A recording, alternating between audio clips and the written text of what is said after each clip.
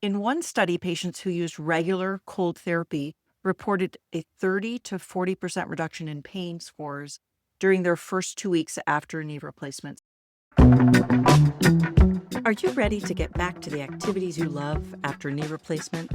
Well, we're here to talk about what really works. The Total Knee Success Podcast is your trusted guide before and after total knee replacement. Here you'll find practical tips and evidence-based strategies, not personal medical advice, just education, all to help you manage pain, rebuild mobility, and get back to living the life you love. Let's dive in. Welcome back to the Total Knee Success Podcast. This is Michelle, and today we're talking about two of the most common challenges right after total knee replacement, and that's pain and swelling. So if you're experiencing that, you're in quite good company because almost 90% of patients report moderate to severe pain in that first week after surgery, and nearly 70% report noticeable swelling for 2 to 3 weeks. And these two issues definitely go hand in hand. If you can manage them together, you'll make your recovery smoother, a little more comfortable, and hopefully a little less stressful. So let's get right into the 5 proven tips that you can start using right away. Number 1, use cold packs the right way. So cold packs are really one of the simplest and most effective ways to control pain and swelling. Go ahead and use them 15 to 20 minutes at a time, several times a day. This is supported by the research. Always make sure that you're protecting the skin. Use a towel or a pillowcase between the cold pack and your skin. In these initial weeks, your incision is quite delicate. You don't want to get any frostbite on the skin, so just make sure that you have some sort of layer between the cold pack and your skin. In one study, patients who used regular cold therapy reported a 30 to 40% reduction in pain scores during their first 2 weeks after knee replacement. So it really does work to reduce your pain and swelling. Cold packs are not particularly comfortable, but they are particularly useful. A couple of recommendations are to maybe keep 3 or 4 gel packs in your freezer so that you can rotate them. If you're using an Iceman machine or some sort of compression with cryotherapy machine and you need to keep on refilling that reservoir with ice, highly recommend that you get some additional ice in your freezer, maybe start getting some backup ice in your freezer. Another option that I've had people tell me is that they'll take a small bottled water or a small soda bottle, fill it up with water and put that in the freezer. And they wind up putting that into the reservoir because it tends to last a lot longer than just smaller ice cubes going into the reservoir for the Iceman. Try using the cold packs after your exercises, and especially at the end of the day before bedtime, that can help you get to sleep a little bit better.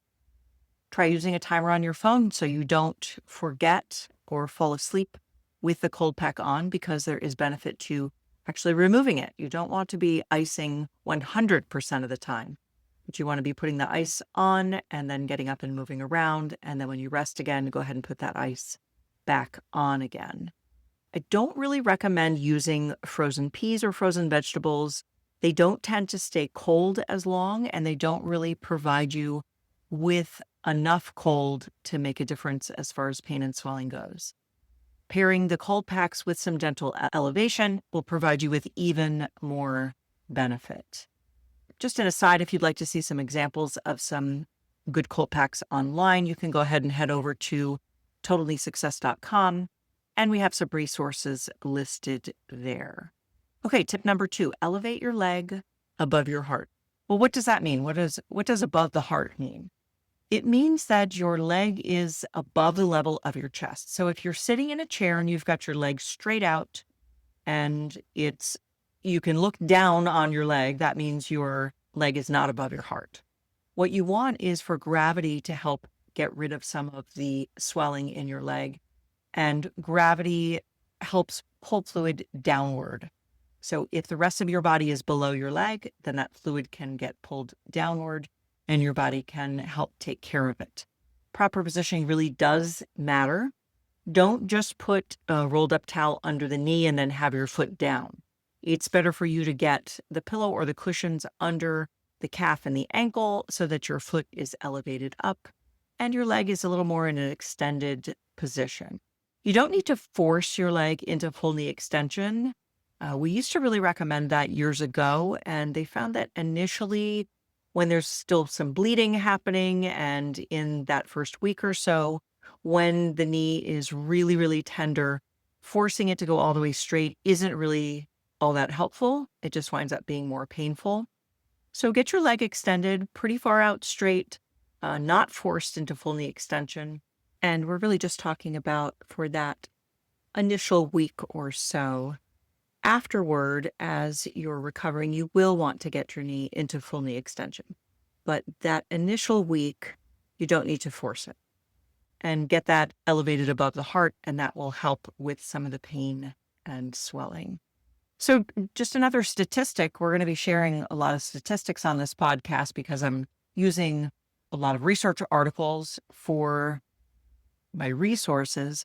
About 65% of patients reported swelling as their most bothersome symptom immediately following surgery and during the first 2 weeks. So really important. Elevation helps to reduce this discomfort. You might be lying on the couch. You're going to be doing this elevation several times a day, and it really helps for you to be resting quietly. You might add some deep breathing to help with the pain, or some ankle pumps while that leg is elevated to improve circulation. And this is a widely recommended practice. Here's tip number 3. If recommended, go ahead and wear those compression stockings. So the compression stockings are also known as TED hose. That can really help control swelling, and it helps to reduce your risk of a blood clot. There is an elevated risk of blood clot after any surgery and after total knee replacement surgery. So if your physician is recommending that you wear compression stockings, go ahead and do that. Follow the instructions of your surgeon. They're usually worn during the day and removed at night, but you need to make sure that you're following exactly the protocol that your surgeon has recommended for you. And blood clots aren't super common, but they do occur. After knee replacement, they occur in about 1 to 2% of patients in modern care. And this stat is over 10 years old. I'm not sure if that has changed in the last 10 years, but we do know that compression stockings are one way that surgeons help to reduce that risk of blood clots. These stockings might be given to you in the hospital. And if you're given 2 pair, then you can take a pair off and wash them and let them hang dry while you're wearing the other pair. Normally, they're taken off at night. And they can feel tight, and that's by design because that compression is what's helping to push the fluid back towards your body. Just make sure that you're not folding them over and they're not pinching anywhere on your skin.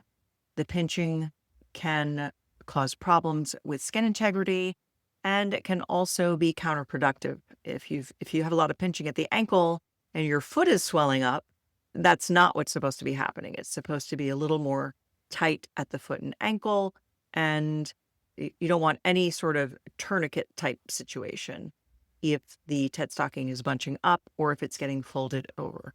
So make sure you understand how to wear them properly. If you're having an issue getting them on, talk with your therapist, talk with any of your support team at your surgeon's office. They can help you with some tips and tricks on how to get those stockings on properly. On to tip 4. Make sure you're balancing rest with gentle movement. Rest is important, but if you're just resting all the time, that can make your swelling and your stiffness worse because you're not moving at all. Gentle exercise really encourages circulation and helps prevent scar tissue. You'll be given some exercises from your therapist. They often include things like ankle pumps, heel slides, quad sets, the ever famous quad set or quadriceps setting exercise where you're tightening your thigh muscle. And you'll likely be given a specific set of exercises that are right from you by your therapist. Here's a little statistic. By week 2, patients who practice gentle exercises show a 15 to 20% greater range of motion compared to those who avoid movement. So that therapy is really important. Those exercises are really important for that initial range of motion. If you're having trouble moving around, maybe you set a timer. Set a timer for every hour on the hour and get up and walk around for about 5 minutes. Walking short distances inside your home using your walker or your cane can be extremely helpful. Just make sure that you're not doing all your walking all at once and then doing all your resting all at once. You should be getting up about every waking hour and moving around some, not just sitting for 6 or 7 hours at a time. And after that activity, if you're having a little bit of swelling, which is normal initially, go ahead and apply some ice and get your leg elevated. So think of those little clips of activity as small doses throughout the day. And if your walking isn't feeling quite right yet, that's pretty normal too. Immediately following the surgery, your physical therapist can help adjust your gait. And later in the series, we'll go deeper into retraining to reduce that limping. Okay, tip number 5, sleep and rest to heal. Sleep is when the tissues repair. And when your tissue is repairing, that sleep and that rest is going to help reduce the sensitivity to pain. So sleep is extremely important. Unfortunately, many people struggle with sleep due to pain and swelling and stiffness. In fact, up to 50% of patients report poor sleep quality during the first month after total knee replacement. So if you're having trouble sleeping, you are in extremely good company. Go ahead and use some pillows to support your leg, under your calf and your ankle, your whole lower leg, not just under your knee. You don't want to have a big pillow under your knee and have your knee be very flexed all night long. Sometimes that makes it a little harder to get it straight during the day. And some surgeons recommend a knee immobilizer at night.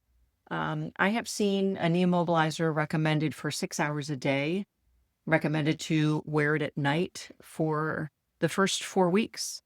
So that may or may not be an instruction that you've received from your surgeon. Go ahead and follow whatever instructions you've been given from your surgeon. And icing before bedtime can help reduce that nighttime pain and can help get you into sleep mode a little bit better.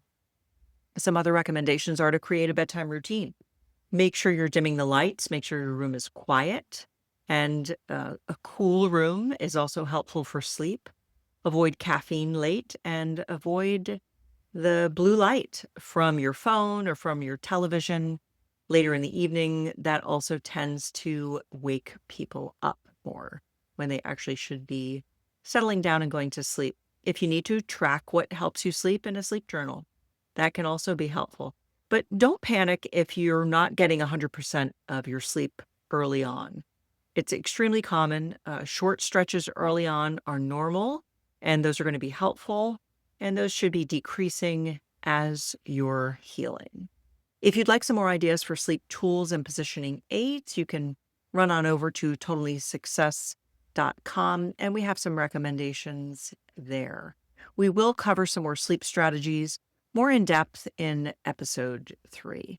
And I would be remiss if I did not mention pain medication or medication to help you rest during this early time after your surgery. So go ahead and speak with your doctor about what medications might be right for you at this time. Lots of people tend to want to be a martyr and they don't want to take anything for pain. But of course, that's going to be up to you, and definitely have that discussion with your doctor. So let's go over some red flags. When to know when to call for help. If you're having significant increase in swelling, if that's worsening rather than improving, go ahead and reach out to your surgical team. If you're having severe calf pain, redness, or swelling, especially in that surgical leg, go ahead and reach out to your surgical team.